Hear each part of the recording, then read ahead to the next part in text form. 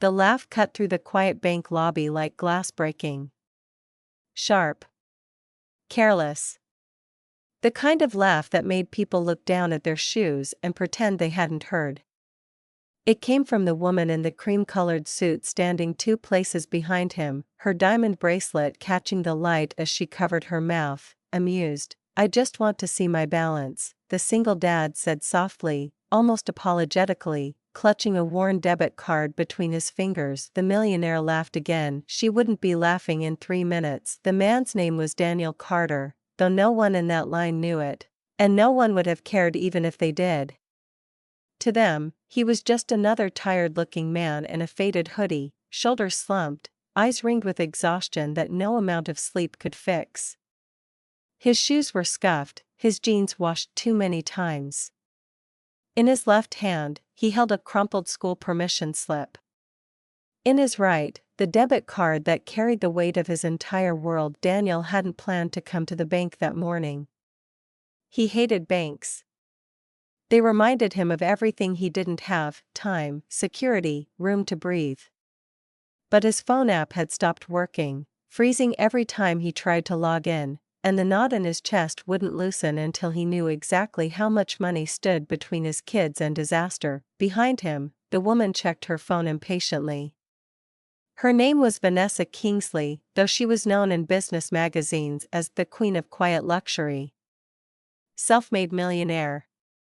Tech investor. Philanthropist, at least on paper.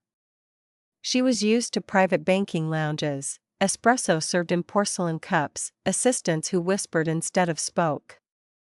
This branch was beneath her, but her private banker was running late, and she had insisted on handling one small thing herself. Daniel stepped up to the counter when the light blinked green.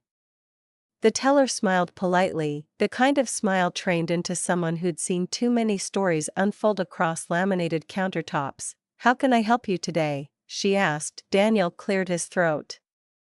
I just want to see my balance." It came out smaller than he meant it to. The words always did. Vanessa snorted before she could stop herself.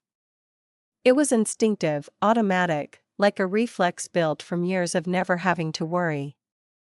A few people glanced back. Daniel felt heat rush to his face. "I'm sorry," she said, though her smile said she wasn't. People still check balances in person?" Daniel didn't answer. He stared at the counter, at a tiny scratch shaped like a lightning bolt. The teller shot Vanessa a warning look but took Daniel's card. "Of course," she said kindly. "Please enter your PIN." His fingers hovered over the keypad. For a brief moment, his mind flashed back to his kitchen table at 2 a.m., bills spread out like accusations. Rent due. Electric overdue. A note from his daughter's school about a field trip fee. His son's asthma inhaler running low. He swallowed and typed. While the system processed, his thoughts drifted, like they always did, to the life he used to have. Daniel hadn't always been this man. Once, he wore button-down shirts and carried a leather briefcase. Once, he'd had a wife who laughed easily and 2 kids who believed their dad could fix anything. He'd been an operations manager at a logistics company, the kind of job that didn't make headlines but paid steadily. Then came the accident. A drunk driver. A phone call at 11:47 p.m. A hospital hallway that smelled like antiseptic and finality. After that, everything unraveled slowly, then all at once. Grief didn't come with sick days. Childcare didn't pause for mourning. When Daniel's performance slipped, the company let him go with practiced sympathy. "We understand you're going through a difficult time." They handed him a box and a severance packet and wished him luck. "Luck hadn't shown up yet, sir," the teller said gently. Daniel blinked. "Sorry." The screen loaded. Vanessa leaned to the side, curiosity tugging at her despite herself. She didn't know why she looked. Maybe boredom. Maybe habit. Maybe something darker, a quiet assurance that whatever number appeared wouldn't threaten her world. The balance appeared. The teller's expression changed first. Her eyes flickered, then softened in a way that made Daniel's stomach drop. Vanessa saw the number next. Her laugh died in her throat. $2,843, 719.16. The lobby seemed to tilt. For a long moment, no one spoke. Vanessa stared at the screen, certain she was misreading it. She leaned closer, blinking. The commas were real.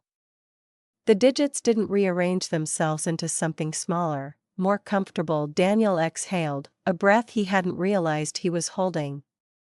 His shoulders relaxed just a fraction. "Thank you," he said quietly. Vanessa felt something unfamiliar crawl up her spine.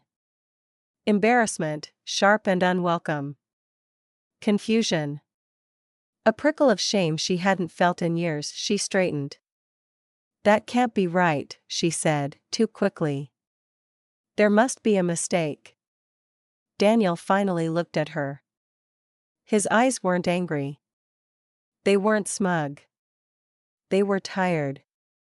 And that somehow made it worse. "It's right," he said simply. The teller nodded. "Everything looks correct, sir." Vanessa opened her mouth, then closed it. She felt exposed, like someone had turned a mirror on her in public. "You don't look like," she stopped herself, but the damage was done. Daniel gave a small, humorless smile. "Like what? Someone with money?" She didn't answer. What Vanessa didn't know, what no one in that lobby knew, was the story behind that number. 6 months earlier, Daniel had almost lost his apartment. He'd been working nights driving deliveries, days stocking shelves, weekends doing whatever cash job he could find. Sleep came in pieces. His kids learned to tiptoe around him when he dozed off on the couch, still wearing his jacket. One night, on his last delivery, he'd stopped to help a man whose car had broken down on the shoulder of the highway. The man was older, disoriented, clearly unwell. Daniel stayed with him until help arrived, missing his final delivery and getting written up for it. That man was Harold Whitmore. Harold was a retired founder of a manufacturing empire, a billionaire who'd lost most of his friends and all of his immediate family. His children lived abroad and called out of obligation, not love. What he remembered most about that night wasn't the cold or the fear, it was the way Daniel spoke to him. Calm. Patient. Human. They exchanged numbers. Weeks later, Harold asked Daniel to help him organize some old records. Paid him well. Then asked him to stay on as a personal operations consultant, part-time, flexible hours, remote when needed. Harold didn't want brilliance. He wanted trust. 2 months ago, after a sudden medical scare, Harold transferred a significant portion of his liquid assets into a trust managed by Daniel, for investment execution and contingency planning. Daniel had tried to refuse. Harold had laughed. "Money is only heavy if you're afraid to carry it," he'd said. "I'm not. And you won't be either." Daniel hadn't told anyone. Not his kids. Not his coworkers. He still packed lunches, still drove the same car, still wore the same clothes. The money didn't erase grief. It didn't replace his wife. It didn't tuck his kids in at night. It just made breathing easier. Back in the lobby, Vanessa felt the weight of her earlier laugh pressing down on her chest. She prided herself on reading people, on intuition. Yet she had misjudged him in seconds. "I apologize," she said finally. The words tasted strange. "That was inappropriate." Daniel nodded. "It happens."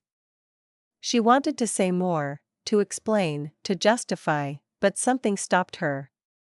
Instead, she watched as he took his card back, folded the receipt carefully, and stepped aside. As he turned to leave, his phone buzzed. He glanced at the screen, his face shifting instantly. "Excuse me," he said, and answered. "Hey, buddy, slow down, okay, breathe." Vanessa overheard despite herself. Yes, I know it's scary. No, I'm coming now. I promise. He hung up, hands trembling just slightly. My son, he said to no one in particular. Asthma attack. School nurse just called. Vanessa moved without thinking. I have a car outside. It's faster than waiting for. Daniel hesitated. Pride flared, then faded under panic. Okay, he said. Thank you. The drive was silent except for the hum of the engine and Daniel's shallow breaths. Vanessa broke every speed rule she'd ever complained about someone else breaking. At the school, Daniel was out of the car before it stopped. Vanessa followed, heels clicking uselessly as she switched to flats mid-run. They found his son, Liam, pale but stable, clutching an inhaler too weak to help much. Daniel knelt, whispering reassurance, his hands steady now that they were needed. Vanessa watched from the doorway, something in her chest cracking open. Later, when the crisis passed, Daniel slumped into a plastic chair, exhaustion flooding back in. Thank you, he said again. Vanessa nodded. For what it's worth. I needed today. He gave her a curious look. I laughed because I thought I knew the whole story, she said quietly. Turns out, I didn't know anything. Daniel smiled, small but genuine. Most people don't. They parted ways without exchanging numbers, without promises. But something lingered. Weeks later, Vanessa announced a new initiative at her foundation, one focused not on startups or innovation, but on emergency support for single parents. No press conference. No glossy campaign. Just quiet help. And Daniel? He went home that night, checked his balance one more time, not because he doubted it, but because it reminded him of something important. You can look poor and be rich, you can look rich and be empty, and sometimes, the smallest request, I just want to see my balance, reveals far more than numbers on a screen, because real wealth isn't what makes people laugh at you. It's what teaches them to stop.